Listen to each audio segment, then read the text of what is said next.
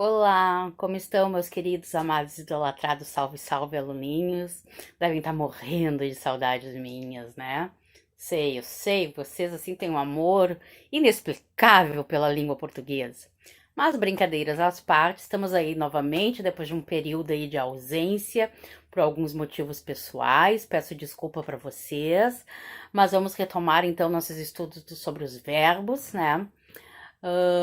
Então, vou recapitular rapidamente, né, o que é verbo. Verbos são aquelas palavras que se flexionam em pessoa, número, tempo, voz, né? Que eu já ensinei para vocês no outro vídeo. Quem ainda não gravou vai ter que assistir o vídeo de novo.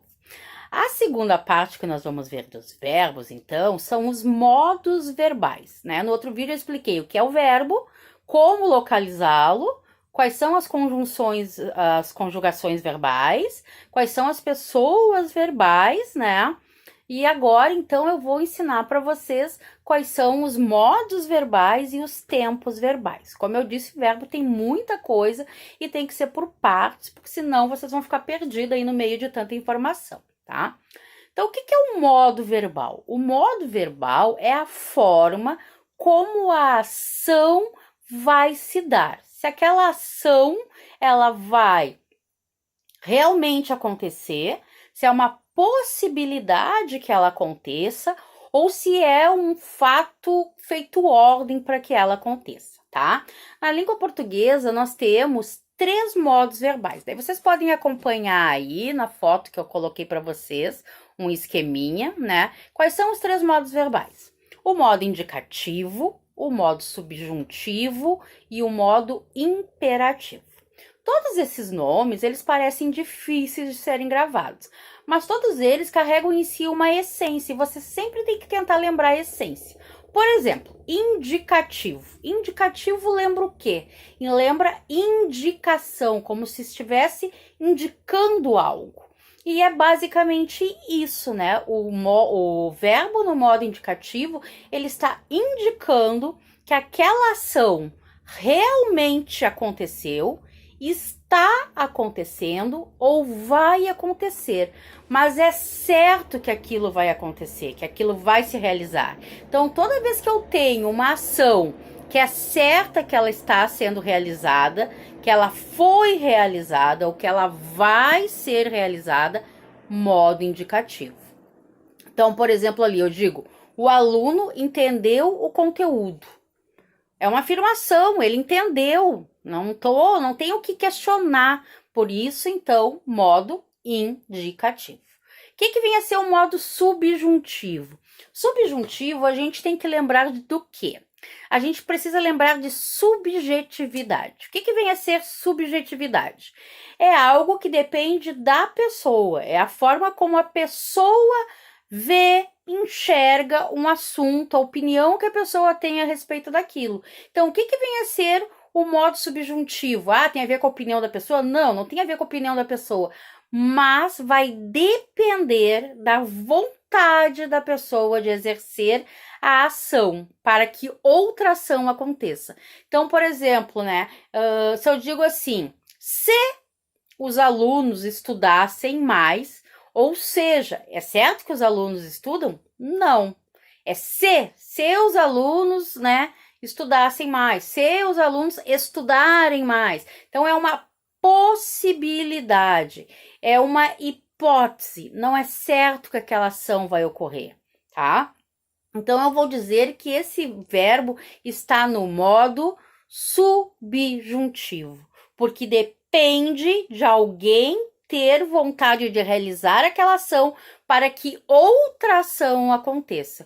Então, se eu digo, por exemplo, assim: quando tu prestares atenção à explicação, entenderá a matéria, tá? Quando tu prestares atenção à explicação, entenderá a matéria. Eu tenho dois verbos aí: prestares e entenderá. Bom, eu tô dizendo quando tu prestares, ou seja, é uma hipótese. Se tu não prestar atenção, tu não vai entender a matéria nunca, né? Mas se tu prestares realmente atenção, tu vais entender a matéria. É certo que aquela outra ação vai ocorrer. Geralmente, então, o modo subjuntivo, ele vai aparecer sempre junto com outro modo. No caso, eu tenho aí o subjuntivo mais o indicativo. Uma possibilidade, que se essa possibilidade for realizada, a outra vai acontecer certamente, tá bem? E por último, então, nós temos o modo imperativo. Imperativo lembra qual palavra? Lembra imperador. O que é imperador? Imperador é aquela figura suprema que manda e todo mundo obedece, né? Então, o que vem a ser o modo imperativo? É justamente isso. É o modo que ordena, que manda, né? Isso pode ser de uma forma agressiva, mandando, ou de uma forma mais sutil, pedindo um favor, dando um conselho, né? Então eu vou dizer, por favor, preste atenção, eu tô te fazendo um pedido. Posso dizer, presta atenção, né? Uma ordem, né? Então toda vez que eu tenho uma ação que tá mandando, dando uma ordem, fazendo um pedido, dando um conselho, eu vou ter o verbo no modo imperativo. Onde aparece muito o modo imperativo? O modo imperativo, ele está toda hora na TV, né? Bombardeando a TV.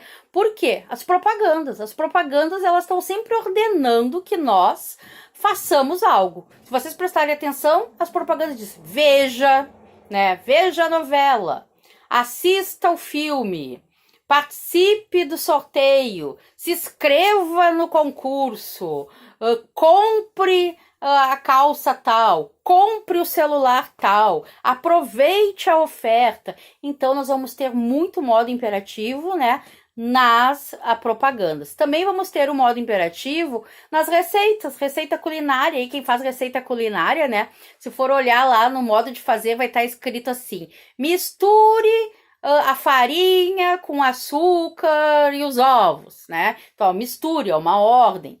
Bata as claras em neve, é uma ordem. Então, é onde nós vamos ter o modo imperativo. Nas receitas, né? E nas propagandas. Só nisso? Claro que não, tem outros lugares. Mas nesses lugares, eles imperam. Eles são, digamos assim, o essencial. Então, ok? Entendido até aí?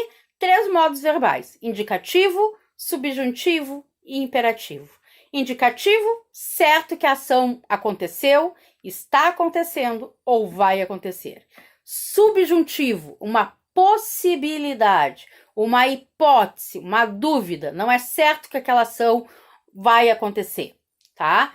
Imperativo, uma ordem, ok? A segunda parte, então, da explicação de hoje é sobre os tempos verbais, tá? Vocês podem acompanhar aí também no esqueminha que eu fiz para vocês. Na língua portuguesa, nós vamos ter 3 tempos verbais, 3 grandes tempos verbais, tá? Que é o presente, o pretérito, que não pretérito nada mais é que o passado, mas a gente chama de pretérito na gramática, tá? E o futuro. O que vem a ser o tempo verbal? O tempo verbal é justamente o que o nome diz, tempo. Vai me dizer em que tempo a ação ocorreu, se aquela ação ocorreu no passado, se a ação está ocorrendo agora, no presente, no momento que eu estou falando, ou se a ação vai ocorrer no futuro, tá? Então, o que vem a ser o presente? O presente já está dizendo, é o aqui, o agora. Ou seja, a ação verbal, ela acontece no momento que eu estou falando. Então, eu digo, o aluno entende a matéria. O presente, agora, nesse momento, está entendendo a matéria, tá?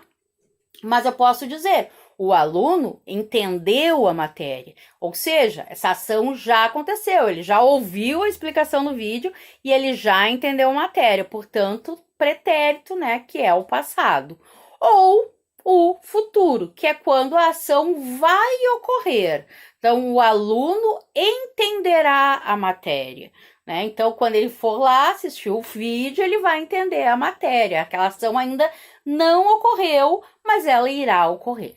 Então, são esses 3 grandes tempos verbais. Claro que depois, né, nas próximas aulas, vocês vão ver que os modos que eu expliquei agora há pouco, o modo indicativo, o modo subjuntivo, o modo imperativo, eles têm os seus tempos verbais. Cada modo vai ter seus tempos verbais.